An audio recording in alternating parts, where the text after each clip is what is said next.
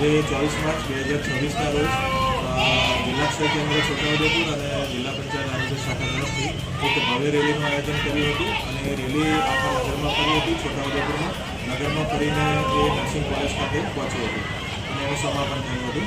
આજે વિશ્વ ક્ષય દિવસની ઉજવણી કરવામાં આવે છે અને એનો મુખ્ય હેતુ એ છે કે લોકોમાં ટીબી રોગ વિશે જનજાગૃતિ આવે અને લોકો અવેરનેસ જનરેશન થાય, મતલબ લોકોમાં જાગૃતિ આવે અને ટીબીના લક્ષણો જણાય તો નજીકના આરોગ્ય કેન્દ્રમાં અથવા સરકારી દવાખાનામાં જઈને તાત્કાલિક એની સારવાર કરાવે. આ વિશ્વ ક્ષય દિવસ છે એ 1982માં રોબર્ટ કોક નામના વૈજ્ઞાનિક દ્વારા ટીબીના બેક્ટેરિયાની શોધ કરવામાં આવી હતી.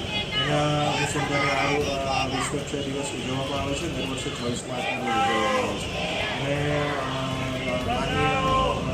અને પ્રધાનશ્રી તરફથી પણ ટીબી મુક્ત ભારત અભિયાન 2026 લોન્ચ કરવામાં આવ્યું છે અને અંતર્ગત વધુમાં વધુ ટીબીના દર્દીઓ આપણે શોધીને એમને સારવાર પર મૂકવાના છે, જેથી કરીને આપણે ટીબી રોગને નાબૂદ કરી શકીએ. અને આ એક મેસેજ આપણે સમાજમાં આપવાની જરૂર છે, એ અમારે આજે પ્રોગ્રામ કરવામાં આવ્યો. હું ડૉક્ટર બી.એમ.